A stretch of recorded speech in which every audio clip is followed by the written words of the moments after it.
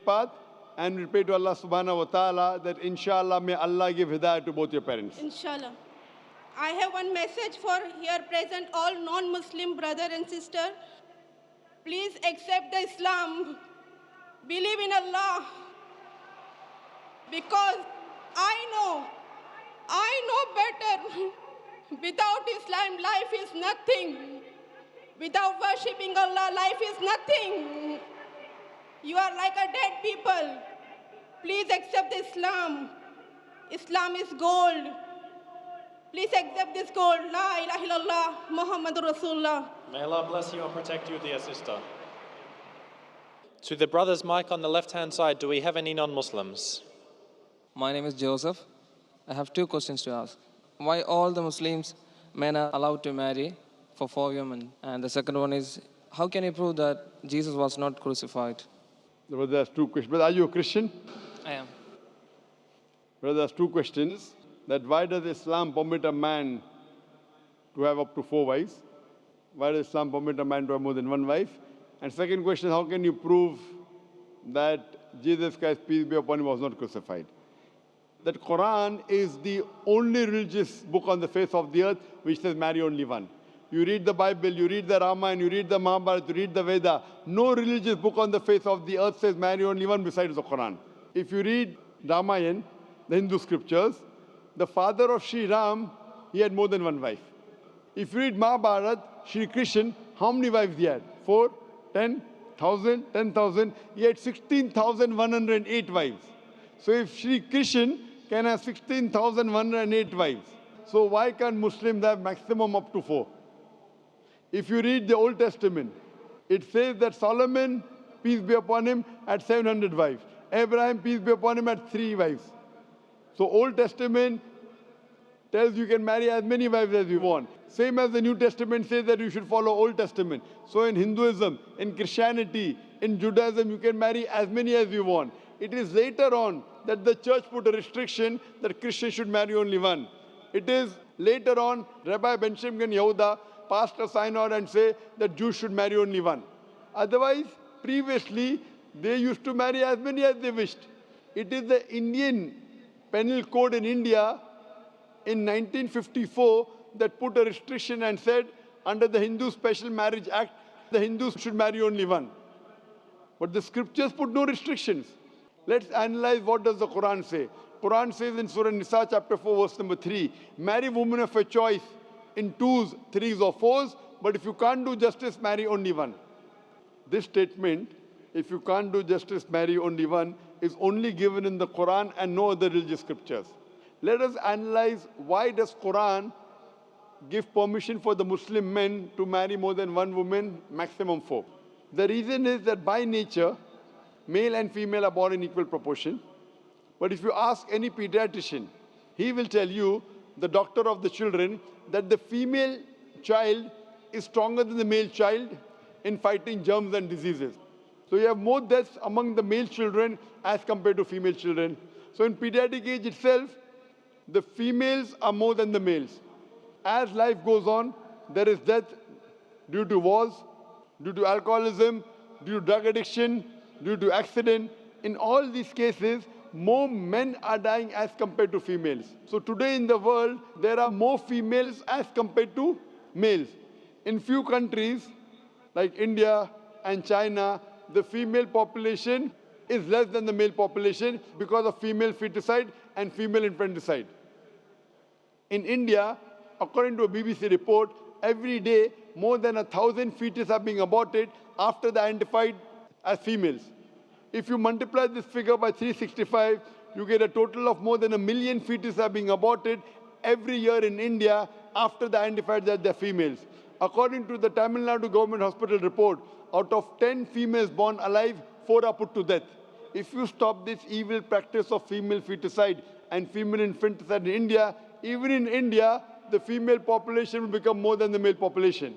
Even in China, if you stop this evil practice, the female population will become more than the male population. Today, if you analyze, in USA alone, there are 4.7 million females more than males. In UK alone, there are 1.2 million females more than males. In Germany alone, there are 1.6 million females more than males. In Russia alone, there are 10.6 million females more than males. And God alone knows that how many females are more than males throughout the world. If I agree with you that one man should only marry one woman, and suppose your sister happens to live in America, or suppose my sister happens to live in USA, and the market is saturated, every man has found a wife for himself, yet there will be 4.7 million females who will not find life partner. And if your sister happens to be one of them, or if my sister happens to be one of the 4.7 million females who have not found a life partner for themselves, the only option for them is that she either marries a man who already has a wife or becomes public property. Public property, such a harsh word. It is the most sophisticated word I can use. I cannot use a better word. You know, in America, today the statistics tell us, on average, a man has 8 different sexual partners before he settles down with one. Having mistresses in USA is very common.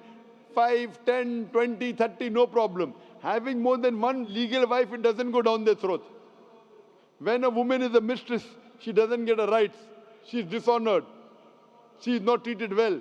In Islam, when a woman becomes the second wife, she gets the honor, she gets the right, she's treated well. Any modest woman, if you ask her, that would you prefer being a second wife of a man who's already married or become public property, they would opt for the first. So Islam has given permission for some men to have more than one wife to protect the modesty of the woman. Coming to your second question. Is it allowed for ladies to marry 4 men? Brother, you're asking counter question, the time is limited. You asked 2 questions, now you're asking a 3rd question. Are you convinced with the first answer? I'm convinced with the first one. MashaAllah, so you're convinced, okay. The brother asked that, is a woman allowed to have more than one husband? If you do that, this problem will be exaggerated more. I mean in Muslims, in Muslims. As it is, women are more than men. If women marry more than one husband, the problem will be exaggerated. Point number 1. Point number 2, if a man has more than one wife and if the child is born, you can easily identify who is the father, who is the mother. If a woman has more than one husband and if the child is born... But DNA is still allowed. Brother, let me finish the answer, na? You asked the question, was I interfering? Was I interrupting? Yes or no? No. No. So why are you interrupting?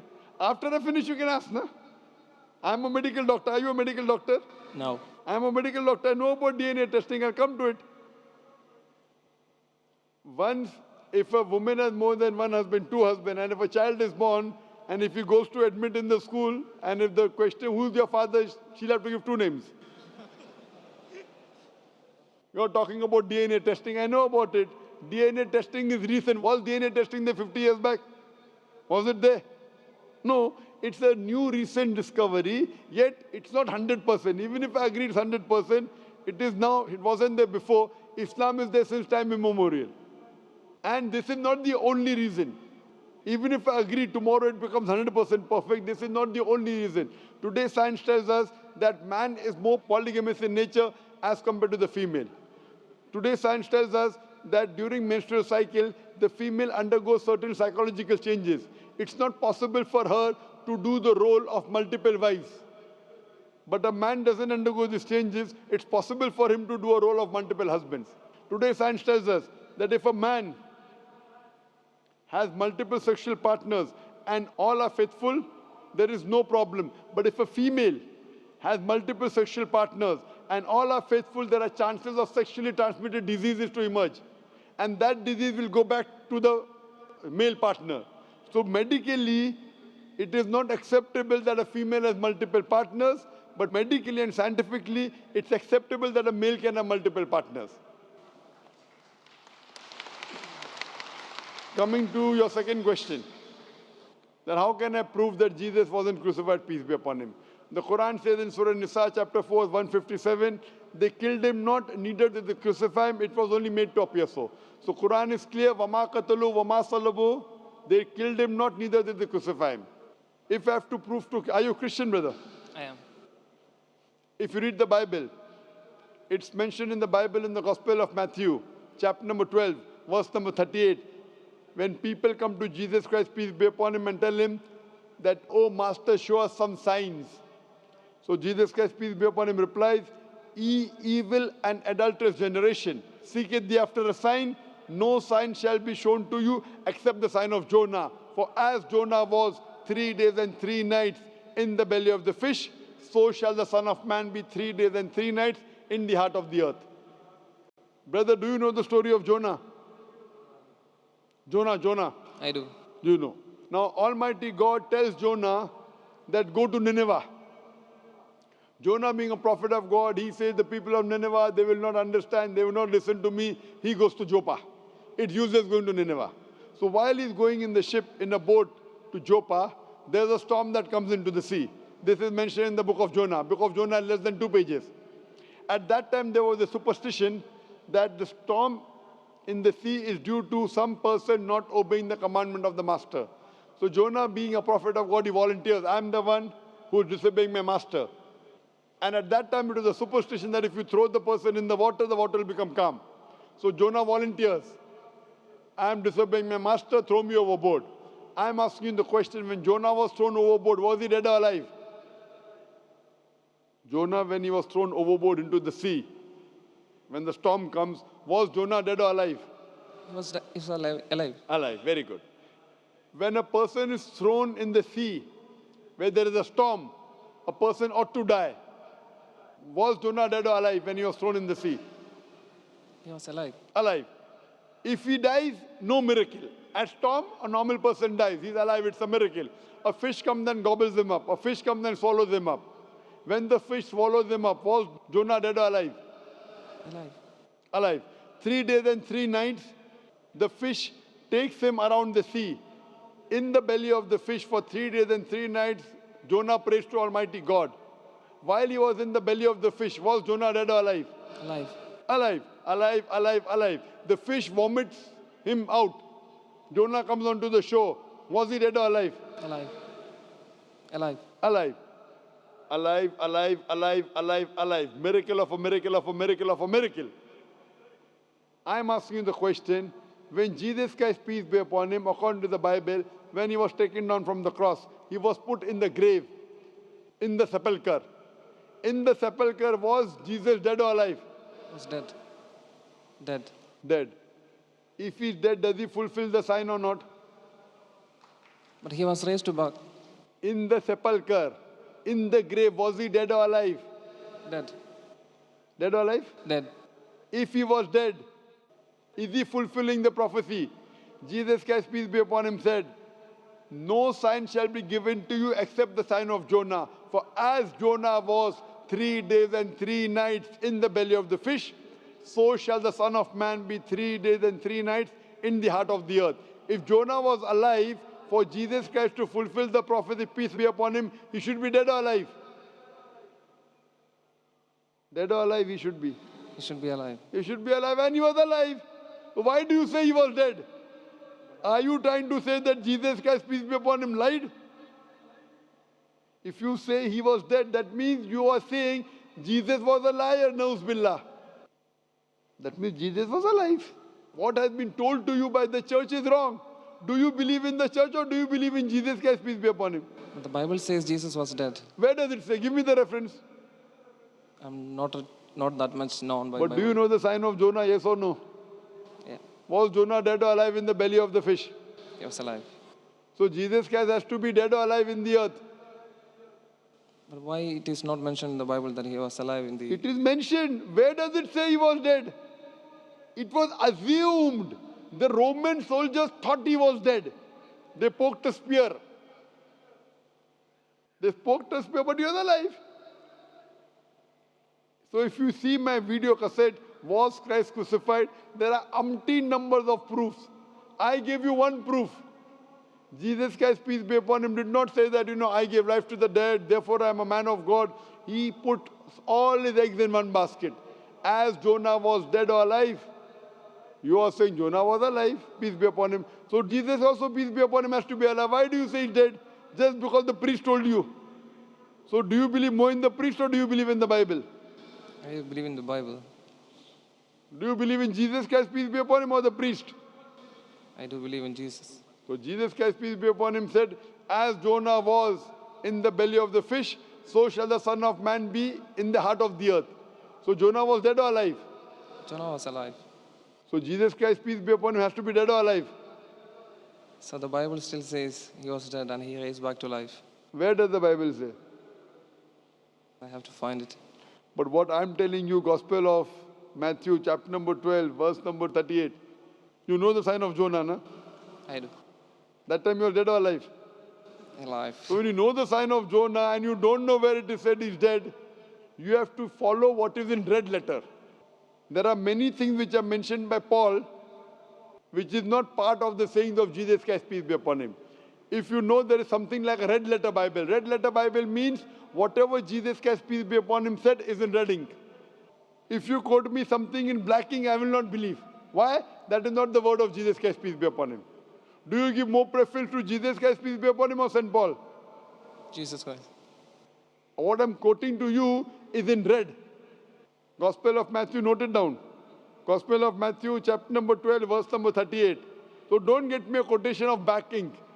To prove this wrong, you have to get me a quotation in red ink. That's what Jesus Christ, peace be upon him, said. I request you to go home, read the Bible, and when you're convinced, inshallah, come to the truth. Thank you. Are there any non-Muslims on any of the mics at the moment? Okay, go ahead, brother. Assalamu alaikum. One of my friend want to ask you this question. Is there any line or word which mentioned in Quran about Hinduism, like Jews and Christian? The brother asked the question that is there any verse in the Quran which speaks about Hinduism like it speaks about Judaism and Christianity? I don't know of any verse. There's no verse in the Quran which specifically mentions about Hinduism like it does about Christianity and about Judaism. But Quran says in Surah Rad, chapter number 13, verse number 38, Quran says, "Likulli ajlin kitab." In every age have we sent a revelation. By name, only 4 revelations are mentioned in the Quran: Torah, Zabur, Injil, and the Quran. Torah is the wahi, the revelation given to Moses, peace be upon him. Zabur is the wahi, the revelation given to David, peace be upon him. Injil is the wahi, the revelation given to Jesus Christ, peace be upon him. And Quran is the wahi, the revelation given to Prophet Muhammad, peace be upon him. But there were many other revelations besides these 4 books. For example, Sufa Ibrahim. If you ask me, can you consider Veda the word of God? I say, I don't know. Because there's no verse in the Quran which says Veda was a revelation from God. There's no hadith of the Prophet which says Veda is the word of God. So what I say, maybe it is, maybe it is not. I don't know. I'm not saying for sure it is. But even if it was the word of God, even if it was the word of God, all the revelations that came before the Quran, they were meant for a particular group of people, and the message was to be followed till the next revelation came. So even if Veda was the word of God, it was meant only for those people and for that time. But Quran, since it's the last and final revelation from Almighty God, it was not meant only for the Muslims or the Arabs, it was meant for the whole of humanity. And since it was the last revelation and no other revelation will come, it is to be followed till the last day of judgment. So based on this, even if you agree Veda was the word of God, hypothetically, it was meant for those people and for that time. Today, all the human beings in the world, whether they're living in India or UAE or Pakistan or Saudi Arabia or USA or Canada or UK, they should follow the last and final revelation of God, the glorious Quran, and last and final messenger, Prophet Muhammad, peace be upon him. Now, just to confirm again, do we have any non-Muslim guests on any of the microphones? Okay, go ahead, brother. Good evening to Dr. Zaik and everybody present here. Before I say anything, I just want to say that whatever I'm asking, I do not mean any disrespect to anybody and to anyone. I'm a very young person, so please excuse